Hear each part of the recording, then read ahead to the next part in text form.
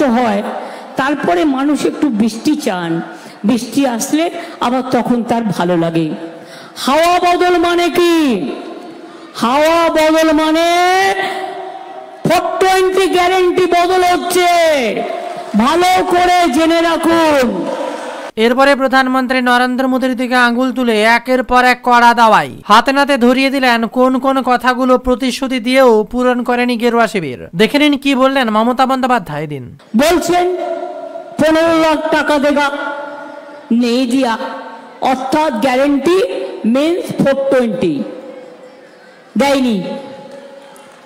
2, বলছে আমি বিনা পয়সায় চাল দিচ্ছি, একেবারে মিথ্যে কথা। সব চালের টাকা আমরা দিচ্ছি। টিভি খুললেই ওনার ছবি, ইউটিউবে ছবি, কাগজে ছবি,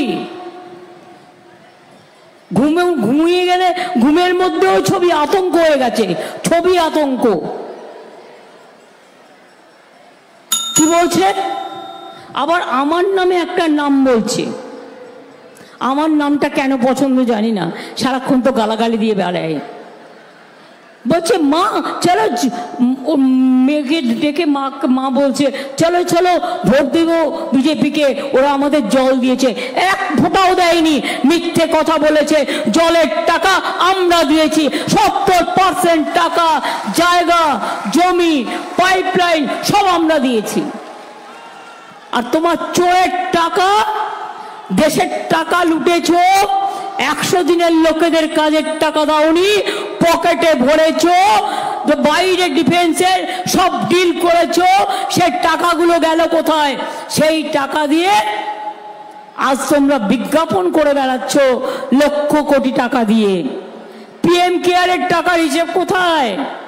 লক্ষ লক্ষ কোটি কোটি লোকের টাকা নিয়েছে। আমাদের সিএসআর ফান্ডও চিফ মিনিস্টারদের বন্ধ, গভর্নমেন্ট অফিসারদের মাইনেও ওখানে জমা করেছে। কোথায় গেল সে টাকা? প্রভিডেন্ট ফান্ড দেয় central government, provident fund, sorry pension না, দেয় না। একমাত্র রাজ্য বাংলা আমরা পেনশন দিই সরকারি কর্মচারীদের, আর কোন রাজ্য ভারতবর্ষে দেয় না। এই কথাগুলো সবসময় বলা হয় না, তাই একতরফা মিথ্যে কথা চলছে। এবার কি বলল মোদি? গ্যারেন্টি বাবু কি বললেন? ঘর ঘর মে বিনা পয়সা মে বিদ্যুৎ দেগা।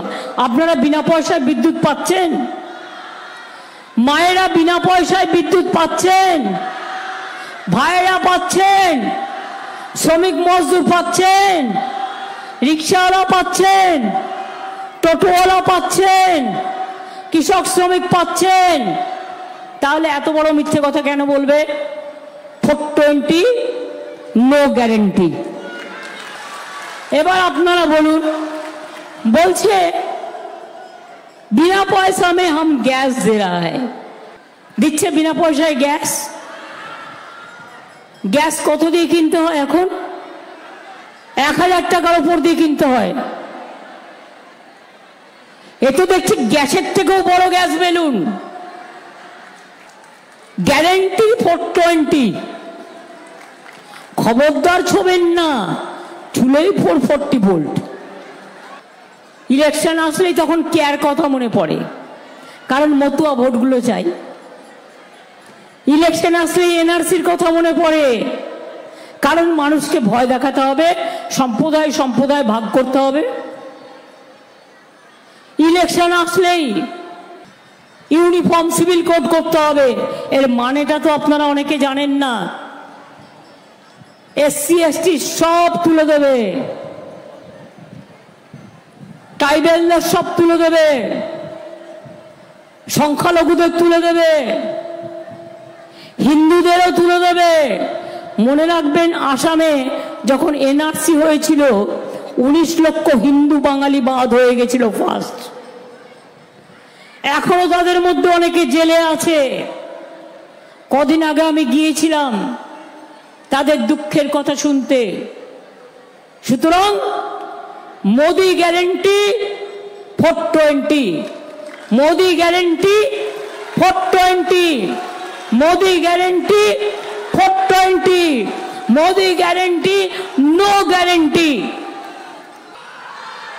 এবার জিজ্ঞেস করতেই পারেন আমায় দেশে কি চলছে।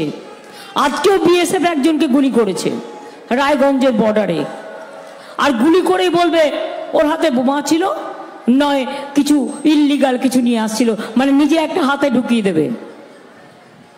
আজকেও গুলি চালিয়েছে। কালকে আমি শুনেছি রানাঘাটে দত্তফুলিয়া বর্ডার এরিয়া বিজেপির টোটোগুলো, টোটোর মধ্যে বিজেপির ভ্যান পতাকা লাগিয়ে বিএসএফ এর লোকেরা তাদের নিয়ে যাচ্ছিল ভোটার কেন্দ্রে। আমি টোটো ভাইদের অনুরোধ করব, চিরকাল বিজেপি থাকবে না, আর আপনাকে করে খাওয়াবেও না। আপনার যা প্রাপ্য আপনি নিজের জন্য অর্জন করুন, বিজেপির ফাঁদা পাতে পা দেবেন না। কারণ যারা এগুলো করবে তাদের বিরুদ্ধে পুলিশ তো কেস করবেই। এটা to violate the model code of conduct. যে কথা শুনেই গোটা বাংলা এবার কেঁপে গেল। যা কাণ্ড ঘটাচ্ছে তার ভাবার অপেক্ষা রাখছে না। মৌয়ার ওখানে কি রাগ মৌয়ার ওপরে, কৃষ্ণনগরে, তাকে নাকি হারাতেই হবে। প্রথমেই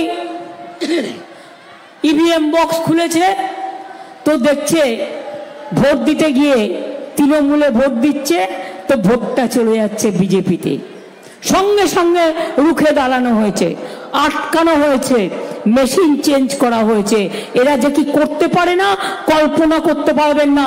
এরা জানে এরা হারছে, তাই লাস্ট মোমেন্টে শেষ কামড় দেওয়ার জন্য ইভিএম মেশিন যেখানে থাকবে যাতে কোনো রকম লাইট অফ করতে না পারে, কোনো রকম মেশিন বদলাতে না পারে, এটা কিন্তু যারা অর্গানাইজার আছেন তাদেরও দায়িত্ব, পুলিশেরও দায়িত্ব। মানুষ ভোট দেবেন, তার ভোটটা যেন সযত্নে রক্ষা হয়। এবার বলি কি হচ্ছে। দেখুন, আগের বার আমরা জানতাম মোদি আসছে, তার আগের বারও একটা আজ করেছিলাম মোদিবাবু আসছেন। আমরা অটল বিহারী বাজপেয়ীজি তাকে শ্রদ্ধা করতাম। 2004 সালে তিনি যখন স্লোগান দিলেন ইন্ডিয়া ইজ রাইজিং, আমরা ভেবেছিলাম অটলজি আবার ক্ষমতায় আসবেন, কিন্তু আসেনি। আলটিমেটলি প্রধানমন্ত্রী হয়েছিল মনমোহন সিং, সবাইকে মিলিয়ে মিশিয়ে। এবার যদি জিজ্ঞেস করেন দিদি খবর কি আছে কিছু, আমি বলি হ্যাঁ খবর আছে, জব্বর খবর। খবরটা কি না, তো এবার হাওয়া বদল হচ্ছে। আপনারা জানেন তো খুব গরম পড়লে কষ্ট হয়, তারপরে মানুষ একটু বৃষ্টি চান, বৃষ্টি আসলে আবার তখন তার ভালো লাগে। হাওয়া বদল মানে কি? হাওয়া বদল মানে 420 গ্যারেন্টি বদল হচ্ছে, ভালো করে জেনে রাখুন। মৌয়ার ওখানে কি রাগ মৌয়ার ওপরে, কৃষ্ণনগরে, তাকে নাকি হারাতেই হবে। প্রথমেই ইভিএম বক্স খুলেছে, তো দেখছে ভোট দিতে গিয়ে তৃণমূলে ভোট দিচ্ছে, তো ভোটটা চলে যাচ্ছে বিজেপিতে। সঙ্গে সঙ্গে রুখে দাঁড়ানো হয়েছে, আটকানো হয়েছে, মেশিন চেঞ্জ করা হয়েছে। এরা যে কি করতে পারে না কল্পনা করতে পারবেন না। এরা জানে এরা হারছে, তাই লাস্ট মোমেন্টে শেষ কামড় দেওয়ার জন্য ইভিএম মেশিন যেখানে থাকবে যাতে কোনো রকম লাইট অফ করতে না পারে, কোনো রকম মেশিন বদলাতে না পারে, এটা কিন্তু যারা অর্গানাইজার আছেন তাদেরও দায়িত্ব, পুলিশেরও দায়িত্ব। মানুষ ভোট দেবেন, তার ভোটটা যেন সযত্নে রক্ষা হয়। এবার বলি কি হচ্ছে। দেখুন, আগের বার আমরা জানতাম মোদি আসছে, তার আগের বারও একটা আজ করেছিলাম মোদিবাবু আসছেন। আমরা অটল বিহারী বাজপেয়ীজি তাকে শ্রদ্ধা করতাম। 2004 সালে তিনি যখন স্লোগান দিলেন ইন্ডিয়া ইজ রাইজিং, আমরা ভেবেছিলাম অটলজি আবার ক্ষমতায় আসবেন, কিন্তু আসেনি। আলটিমেটলি প্রধানমন্ত্রী হয়েছিল মনমোহন সিং, সবাইকে মিলিয়ে মিশিয়ে। এবার যদি জিজ্ঞেস করেন দিদি খবর কি আছে কিছু, আমি বলি হ্যাঁ খবর আছে, জব্বর খবর। খবরটা কি না, তো এবার হাওয়া বদল হচ্ছে। আপনারা জানেন তো, খুব গরম পড়লে কষ্ট হয়, তারপরে মানুষ একটু বৃষ্টি চান, বৃষ্টি আসলে আবার তখন তার ভালো লাগে। হাওয়া বদল মানে কি? হাওয়া বদল মানে 420 গ্যারেন্টি বদল হচ্ছে, ভালো করে জেনে রাখুন। ভোট যখন পঞ্চম দফায়, আর এমনই সময় কল্যাণীতে বিরাট বার্তা বাংলার মুখ্যমন্ত্রী মমতা ব্যানার্জি একের পর এক সভাতে মাতাচ্ছেন, আর তার সাথে রোড শো। আর এমনই সময় কল্যাণীর বুকে দাঁড়িয়ে যা বললেন তাতে আপনার চোখ ছানাবড়া হয়ে যাবে। যারা কল্যাণী এবং হরিণঘাটা থেকে এবং আশেপাশ থেকেও সকলে সমবেত হয়েছে, সবাইকে আমার অনেক ধন্যবাদ। পঞ্চম দফায় দাঁড়িয়ে বাংলার মুখ্যমন্ত্রী ভাষণের পর ভাষণ দিয়ে গলার দিকে খেয়ালই রাখা হয় না, আর তাই বসে গেল গলা। তাতেও তিনি কোনোভাবেই পিছুপা হলেন না গেরুয়া শিবিরকে কড়া ভাষায় আক্রমণ করতে। এতদিন ধরে করতে করতে আমার গলাটা সত্যি বসে গেছে, এবারে কথা বলতে গেলে কষ্ট হচ্ছে, তা সত্ত্বেও করে যেতে হচ্ছে। শুরুতেই তিনি গরিব মধ্যবিত্ত অসহায়দের কথা যেমন ভেবেছেন, তেমনই চাকরিহারাদের আর্তনাদের কথা তুলে ধরেছেন, আর সেই সাথেই কড়া দাওয়াই দিয়েছেন গেরুয়া শিবিরের তাবড় নেতাদের। মনে রাখবেন, বলেছিলেন 5 বছরে 2 কোটি করে ছেলে মেয়ের চাকরি দেবেন, মানে 5 দুগুণে 10 কোটি। কাউকে চাকরি দেয়নি, উপরন্তু গভর্নমেন্ট সেক্টরগুলো প্রাইভেটে বিক্রি করে দিয়েছে। আর 2, মানুষ খেকো বাঘ শুনেছেন, চাকরি খেকো বাঘ শুনেছেন। আমাদের এখানে যাদেরই চাকরি দিচ্ছি, ওটা কোর্টে গিয়ে একটা কেস করে সিপিএম, কংগ্রেস আর বিজেপি 3টে বাংলায় মিলে, দিল্লির কংগ্রেস নয়, বাট এরা 3টে মিলে এখানে গিয়ে চাকরি খেকো বাঘ হয়ে চাকরিগুলো খেয়ে নিচ্ছে। অর্থাৎ কাজ দেওয়ার ক্ষমতা নেই, কিল মারার গোসাই। আবার কিরকম কি বলবো, আমি আমাকেই বলছি, নেকা না বোকা না ধোকা, কোনটা? আবার বলছে আমরা যেমন বললাম প্রথম দিন, আমরা শিক্ষক শিক্ষিকাদের সাথে আছি, তাদের সম্পূর্ণভাবে তাদের সাথে গভর্নমেন্ট থাকবে।